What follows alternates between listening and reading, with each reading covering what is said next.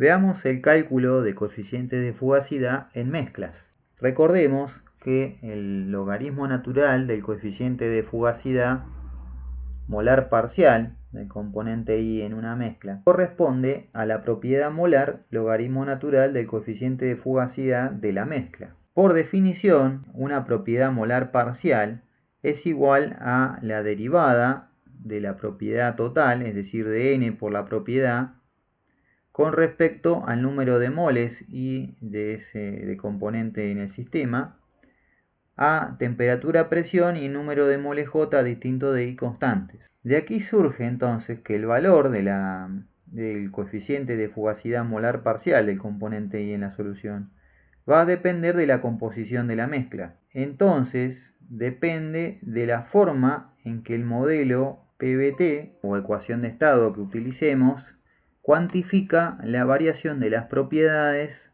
con la composición del sistema. Veamos entonces el cálculo del coeficiente de fugacidad molar parcial que se puede efectuar con la ecuación de Virial para presiones moderadas. Para un componente puro, vimos entonces que el logaritmo natural del coeficiente de fugacidad de ese componente puro es igual a la presión por V sub I, el segundo coeficiente virial, sobre RT.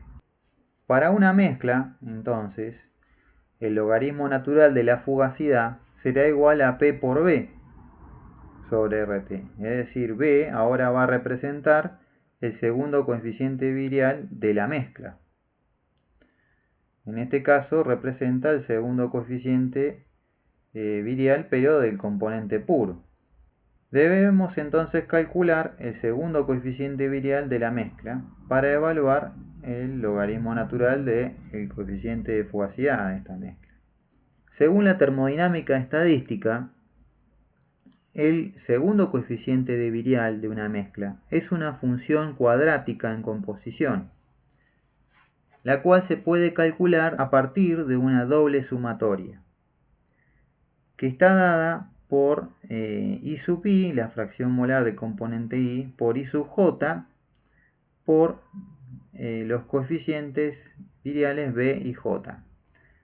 Estas fracciones molares son las de los distintos componentes I y J, y se puede ver que al aplicar esta fórmula para una mezcla binaria de componentes 1 y 2, se obtiene que B, el segundo coeficiente virial, es igual a I del componente 1 al cuadrado por B11, es decir, B del componente 1, más 2 por I1 por I2 por B12, más I sub 2 al cuadrado por B22, B del coeficiente virial del componente 2. Recordemos que los segundos coeficientes viriales cuantifican interacciones entre pares de moléculas físicamente. Entonces, en una mezcla binaria de componentes 1 y 2 habrá tres tipos de pares de interacción.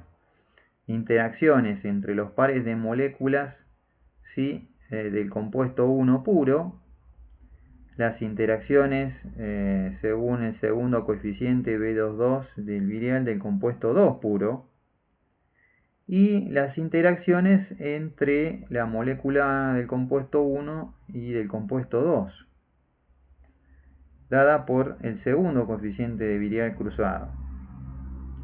Es decir, B12 será equivalente a B21. Otra forma de escribir la ecuación que vimos anteriormente es en términos de I1 de fracciones molares, I1 por B1 más I2 por B2 más I1 por I2 por lambda 1,2, donde este coeficiente está dado por 2 por B12 menos B11 menos B22. Es otra forma matemática de expresar esta ecuación en términos más simples. Obtenemos la expresión del logaritmo natural del coeficiente de fugacidad molar parcial aplicando la definición, es decir, derivando el logaritmo natural del coeficiente de fugacidad total respecto del número de moles del componente I en el sistema. En este caso la fugacidad, el logaritmo natural de la fugacidad, según vimos, sería EB, el coeficiente virial de la mezcla, segundo coeficiente virial de la mezcla, por la presión dividido R por T, por N para evaluar la propiedad total, respecto al número de moles del componente I en el sistema, a la temperatura y presión y número de moles J, componentes distintos de I constantes. Sacando la presión R y T, ¿sí?, de la derivada, entonces en términos equivalentes será igual a P sobre RT por la derivada parcial de N por el B, el segundo coeficiente virial de la mezcla, respecto de NI a T y P y NJ distinto de I constante. Por lo tanto, el logaritmo natural del coeficiente de fugacidad molar parcial del componente I en la mezcla va a ser igual a P por el segundo coeficiente virial del componente I en molar parcial. Es decir, B1 molar parcial será igual a la derivada parcial con respecto a N1 de N1 por B11 más N2 por B22 más N1 por N2 sobre N por lambda 1,2, es decir, será igual a B11 más N2 por N menos N1 por N2 sobre N al cuadrado por lambda 1,2. Rearreglando la expresión en términos de composición, entonces B1 molar parcial será igual a B11, es decir, el componente 1 puro, más la fracción molar del componente 2 al cuadrado por lambda 1,2. Y de manera similar se puede trabajar para obtener la expresión del coeficiente virial del componente 2 molar parcial. Es decir, que en una mezcla binaria, el logaritmo natural del coeficiente de fugacidad molar parcial del componente 1 sería igual a P sobre RT por B11 más la fracción molar del componente 2 al cuadrado por lambda 1,2. Y de manera equivalente, el logaritmo natural del coeficiente de fugacidad molar parcial del componente 2 sería igual a P sobre RT por B22 más I1 al cuadrado por lambda 1,2. Donde, como ya vimos anteriormente, este lambda 1,2 está dado por las interacciones entre 2 por B12 menos B11 menos B22.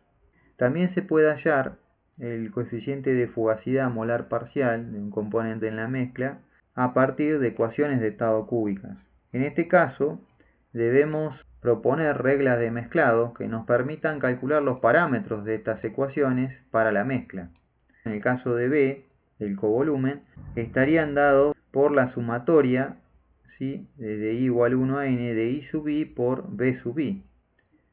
Mientras que el parámetro A, ¿sí?, de energía de interacción, de atracción, estaría dado por la doble sumatoria de I sub I por IJ por AIJ, donde AIJ, digamos, es igual a la raíz cuadrada de A sub I por AJ por 1 menos K sub IJ. Aquí el parámetro K y J es un parámetro de interacción binaria que se obtiene ajustando datos experimentales de equilibrio entre fases de mezclas binarias. Este parámetro es importante cuando evaluamos el desempeño de ecuaciones de estado o queremos utilizar ecuaciones de estado para modelar las condiciones operativas de un separador, por ejemplo. Entonces, en un simulador deberemos seleccionar la ecuación de estado que queremos utilizar para el cálculo y a continuación seleccionado el modelo, deberemos proveer también, si es que no está presente en una base de datos de este simulador, el valor del parámetro K y J que permite modelar correctamente el equilibrio líquido-vapor de los sistemas de interés. La mera selección de la ecuación de estado sin la introducción del parámetro K y J, entonces podría resultar en un grave error, ¿sí? Luego de cálculo, ¿sí? De equilibrio líquido-vapor, lo cual daría luego un grave error, ¿sí? En el diseño del separador. Si nosotros hacemos que K y J sea igual a 0, entonces este parámetro A de la mezcla va a ser igual a la raíz cuadrada de A. Es decir que A va a terminar siendo la sumatoria de I sub I por la raíz cuadrada de A sub I. En este caso, la ecuación de estado estaría trabajando de manera predictiva.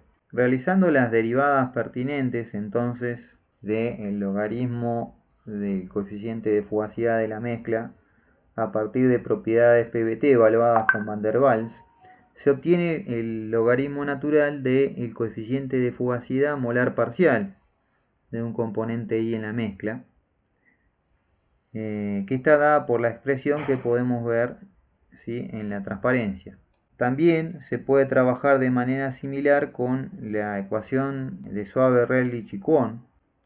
En este caso, los parámetros A y B y alfa, digamos, se calculan de manera igual en el caso del covolumen y de manera similar en el caso de los parámetros de atracción, solo que como en la ecuación de Schwabe-Rellich y Kwon aparece un tercer parámetro, alfa, que es función del factor acéntrico, también aparece una nueva regla de mezclado. ¿Cuál es la fugacidad molar parcial de un componente I en una solución ideal? Al analizar la relación que existe entre las propiedades de exceso y las propiedades residuales, vimos que el coeficiente de actividad de un componente I en una solución se puede escribir en términos de fugacidad como el coeficiente de fugacidad molar parcial de un componente I en la solución dividido el coeficiente de fugacidad del componente I como si el mismo estaría en estado puro. En una solución ideal, nosotros sabemos que el coeficiente de actividad gamma sub I es igual a 1 en todo el rango de composiciones. Por lo tanto, el coeficiente de fugacidad del componente I en la mezcla ideal sería igual al coeficiente de fugacidad del componente puro a la misma temperatura y presión. Por lo tanto, para una solución ideal, la fugacidad molar parcial del componente I en una solución ideal sobre XI por P es igual a la fugacidad del componente I puro sobre la presión. Es decir, que la fugacidad molar parcial de un componente I en una solución ideal sería igual a la fugacidad del componente I puro por la fracción molar de ese componente I en la solución. Entonces, en una solución ideal, la fugacidad de cada componente en la mezcla varía linealmente con la composición. En una mezcla binaria ideal, si graficamos la fugacidad molar parcial en función de la concentración del componente 1 en la solución, veríamos que la fugacidad molar parcial del componente 1 en una solución ideal variaría en forma lineal desde un valor de 0, ¿sí? En la cual tendríamos el componente 2 puro. Se va incrementando en forma lineal la fugacidad molar parcial del componente 1 en la solución, en x1 igual a 1 de la fugacidad del componente 1 puro. Lo mismo ocurre con la fugacidad de molar parcial del componente 2 en la solución ideal. A medida que se incrementa la concentración del componente 1, disminuye la del componente 2 hasta hacerse 0 en x1 igual a 1. ¿Cómo son las fugacidades molares parciales en componente I en soluciones no ideales? A partir de la relación que existe entre el coeficiente de actividad del componente I en la solución y la fugacidad molar parcial de ese componente I y la fugacidad del componente I puro, podemos expresar que la fugacidad del componente I molar parcial en una solución no ideal será igual al coeficiente de actividad del componente I en la solución por xi por la fugacidad del componente I puro a la temperatura y presión operativa del sistema. Si el sistema presenta desviaciones positivas a la ley de Raoult, gamma, el coeficiente de actividad, será mayor que 1 y por lo tanto xi por la fugacidad del componente I puro será menor que la fugacidad molar parcial del componente I en la solución, pero mayor a la fugacidad del componente I molar parcial, como si la solución fuera una solución ideal. Si el sistema presenta desviaciones negativas a la ley de Raoult, entonces gamma sub I, el coeficiente de actividad, es menor que 1 y por lo tanto xi por la fugacidad del componente I en la solución a TIP del sistema va a ser mayor que la fugacidad molar parcial del componente I en la solución no ideal y menor a la fugacidad que se obtendría del componente I molar parcial como si fuera una solución ideal. Veamos estos conceptos gráficamente. Pongamos que tenemos dos sistemas, acetona metanol y acetona cloroformo, que se encuentran a 1 bar y 323 Kelvin.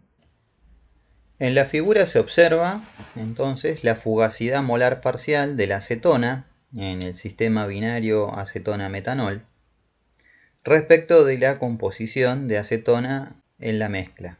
Entonces podemos observar el comportamiento ideal dado por la línea punteada y el comportamiento real de la fugacidad de la acetona en metanol. Podemos ver que el sistema presenta una desviación positiva. La fugacidad molar parcial es mayor, en este caso de la acetona en metanol, respecto del comportamiento de la fugacidad ideal, es decir, la fugacidad del componente puro multiplicada por la composición de acetona. Por otra parte, podemos ver que la fugacidad molar parcial de la acetona en cloroformo presenta una desviación negativa respecto del comportamiento ideal, ¿sí?, con valores de la fugacidad molar parcial de la acetona en cloroformo menores a las que presentaría el sistema si se comportara de manera ideal. En los extremos de composición, por ejemplo, cuando la concentración de acetona es mayor al 80%, vemos que en ambos casos la fugacidad molar parcial tiende a comportarse como si fuera ideal. Por otra parte, para concentraciones muy diluidas, es decir, de la acetona tendiendo a 0, concentraciones menores a 0,05 de acetona en ambas mezclas, vemos que el comportamiento, si bien es lineal, o se podría representar de manera lineal, dos rectas, la pendiente de estas rectas es muy diferente respecto de la que presenta la mezcla ideal. Entonces, para el sistema binario acetona más metanol, la fugacidad molar parcial de la acetona es mayor a la fugacidad molar parcial de la acetona como si fuera un sistema ideal. Y en el sistema acetona-cloroformo vemos que la fugacidad molar parcial de la acetona es menor a la fugacidad que presentaría este componente en un sistema ideal. En los límites de concentración, como señalamos anteriormente, se observa que para x tendiendo a 1, el coeficiente de actividad de la acetona en las mezclas tiende a 1, ya que el componente tiende a estar puro. Y entonces la fugacidad molar parcial de la acetona en ambos sistemas varía linealmente con la composición. Se define entonces el límite de comportamiento ideal de Lewis y Randall, aquel donde se representa mediante aquel en el cual el límite para la fugacidad molar parcial del componente I con X sub I tendiendo a 1 es igual a la fugacidad del componente puro por la concentración de ese componente en la solución. Esta es la ley de Lewis y Randall. Por otra parte, en el límite, cuando X sub I tiende a 0, el coeficiente de actividad, como vimos, tiende a ser muy distinto de 1 y en realidad tiende a un valor muy alto que está dado por el coeficiente de actividad de disolución infinita del componente. En este extremo, entonces, de composición, la fugacidad molar parcial del componente, en el caso anterior de la acetona, tiende linealmente al valor 0, pero con una constante de proporcionalidad que, como vimos, es muy distinta a la fugacidad del componente puro y que depende en realidad del sistema. O sea, como vimos, cuando cambiábamos de sistema de acetona metanol, que presenta una desviación positiva, a acetona cloroformo, en el cual el sistema presenta una desviación negativa, la pendiente de la constante de proporcionalidad entre la fugacidad molar parcial y la composición es muy distinta, ¿sí?, de la fugacidad del componente puro y depende del sistema. Este límite de idealidad se define entonces como la ley de Henry. La constante de proporcionalidad se denomina constante de Henry, K sub I o K sub H, del compuesto I en la solución. Entonces, en el límite, cuando X sub I del compuesto de interés tiende a 0, la fugacidad molar parcial de este componente en el sistema va a ser igual a K sub H, la constante de Henry, por XI. La fugacidad molar parcial, entonces, del componente I en la solución va a ser igual a la constante de Henry del componente I por la concentración de este componente en el sistema. En forma equivalente, esta constante de Henry, según los coeficientes de actividad, vendría a estar representada por el coeficiente de actividad del componente I a disolución infinita por XI por la fugacidad del componente puro. Es decir, que esta constante de Henry sería igual al coeficiente de actividad de disolución infinita del componente I en la solución por la fugacidad de este componente I puro. Veamos un ejemplo entonces donde aplicamos los distintos conceptos que hemos visto hasta el momento para fugacidad de mezclas. El siguiente polinomio expresa la variación de la fugacidad de una mezcla binaria con la concentración del componente 1 en el sistema, a temperatura y presión constante. A, B y C son función de la temperatura y la presión, y F está expresada en bar. A partir de esta expresión, vamos a calcular la fugacidad del componente 1. Para X1 tendiendo a 1, entonces, la fugacidad de la mezcla va a ser la fugacidad de este componente. Es decir, que el logaritmo natural de la fugacidad del componente 1 sería igual a A más B menos C. La fugacidad del componente 1 sería la exponencial de A más B menos C. ¿Cuál sería la fugacidad del componente 2? Bueno, en ese caso, X1 tendería a 0. Por lo tanto, para X2 igual a 1, el logaritmo natural de la fugacidad del componente 2 sería igual a la constante A. X1 sería 0. Por lo tanto, la fugacidad del componente 2 sería igual a la exponencial del coeficiente A. ¿Cuáles serían los coeficientes de actividad de los componentes en la mezcla? El coeficiente de actividad, componente 1 en la mezcla, sería igual al coeficiente de fugacidad molar parcial del componente 1 en la mezcla, dividido el coeficiente de fugacidad del componente 1 puro. Es decir, que el logaritmo natural del coeficiente de actividad de este componente sería igual a el logaritmo natural del coeficiente de fugacidad molar parcial del componente 1 en la mezcla menos el logaritmo natural del coeficiente de fugacidad del componente puro. El coeficiente de fugacidad del componente puro, por definición, es la fugacidad del componente 1 puro dividido la presión. Por lo tanto, el logaritmo natural del coeficiente de actividad del componente 1 será igual a el logaritmo natural de la fugacidad del componente 1 menos el logaritmo natural de la presión. Es decir, que en el caso del componente 1, como vimos anteriormente, el logaritmo natural de la fugacidad del componente 1 es igual a A más B menos C. Por lo tanto, el logaritmo natural del componente 1 puro será igual a A más B menos C menos el logaritmo natural de la presión. Por otra parte, vimos que el logaritmo natural de la fugacidad del componente 2 será igual al coeficiente A. Por lo tanto, el logaritmo natural del coeficiente de actividad del componente 2 puro será igual al coeficiente A menos el logaritmo natural de la presión. Para calcular el logaritmo natural del coeficiente de actividad molar parcial en la solución del componente 1 o del componente 2, deberemos aplicar la definición, es decir, la derivada parcial, el logaritmo natural del coeficiente de fugacidad de la mezcla, respecto de el número de moles del componente I a temperatura, presión y número de moles J distintos de I constantes. Aquí el logaritmo natural del coeficiente de fugacidad de la mezcla está dado por definición por la fugacidad de la mezcla dividido la presión.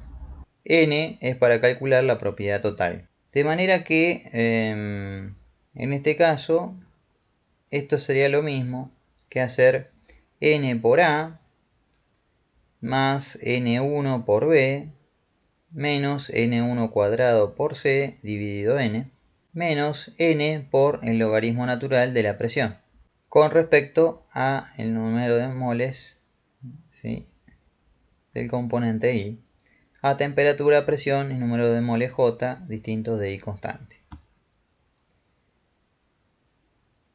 Cuando derivamos entonces con respecto a N1 esta expresión, obtendremos que el logaritmo natural del coeficiente de fugacidad molar parcial del componente 1 va a ser igual a A, ¿sí? N es equivalente a N1 más N2, por lo tanto cuando derivamos con respecto a N1 queda multiplicando la constante A, más B, ¿sí?, la derivada de N1 con respecto a N1 es 1, menos 2 por N1, ¿sí?, la derivada de N1 al cuadrado, por C, por N, ¿sí?, el denominador, menos la derivada del denominador, que es N, es decir, 1 por N1 al cuadrado, todo esto dividido por N al cuadrado, por C, menos el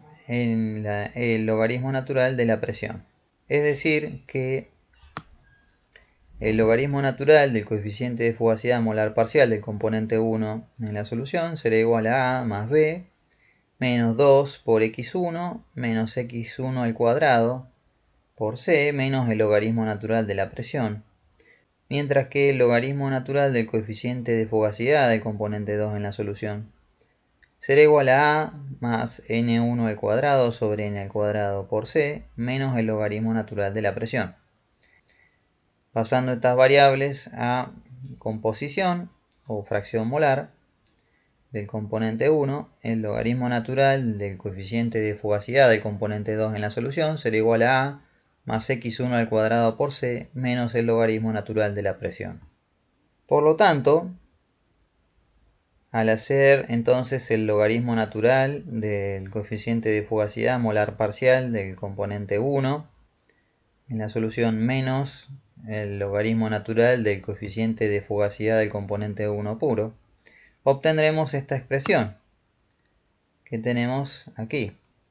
Trabajando la expresión vemos entonces que todos los coeficientes se cancelan entre sí y llegamos finalmente a una expresión en la cual queda C multiplicando a 1 menos 2x menos x1 al cuadrado, es decir, el equivalente a 1 menos x1 elevado todo al cuadrado.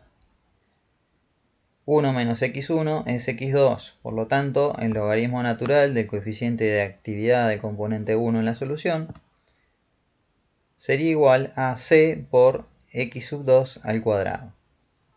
Y de manera equivalente se puede trabajar para obtener una expresión similar para el coeficiente de actividad del componente 2 en la solución. Evaluemos entonces la expresión de g de exceso sobre RT en función de la composición de la mezcla. G de exceso sobre RT es igual a la sumatoria de la fracción molar de cada componente I en la solución por el logaritmo natural del coeficiente de actividad de ese componente I en la solución. Es decir, que sería igual a x1 por c por x sub 2 al cuadrado más x2 por c por x1 al cuadrado. Es decir, será igual a c por x1 por x2, todo esto multiplicado por x1 más x2. x1 más x2 es 1, por lo tanto será igual a c por x1 por x2. Entonces el modelo corresponde, como vimos, a la ecuación de Porter. Evaluemos entonces las constantes de Henry del componente 1 en 2 y del 2 en 1.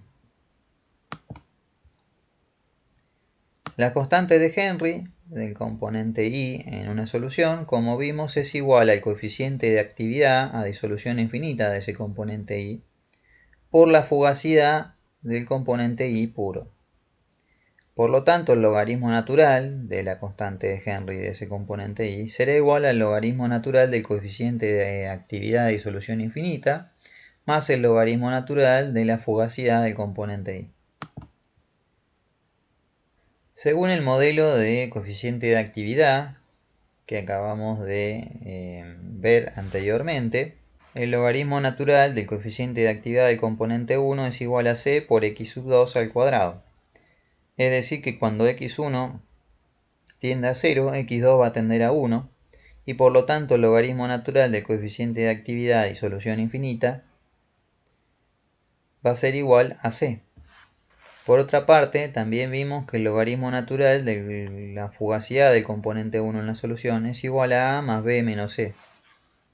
Por lo tanto, el logaritmo natural de la constante de Henry del componente 1 en la solución, cuando x1 tiende a 0, va a ser igual a c más a más b menos c. Es decir, que la constante de Henry del componente 1 en la solución va a ser igual a la exponencial de a más b.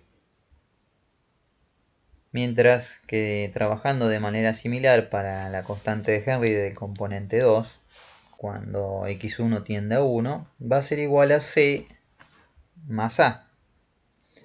Es decir que la constante de Henry del componente 2 en la solución va a ser igual a la exponencial de a más c. Bien, y aquí llegamos entonces al final de este ejemplo y del tema.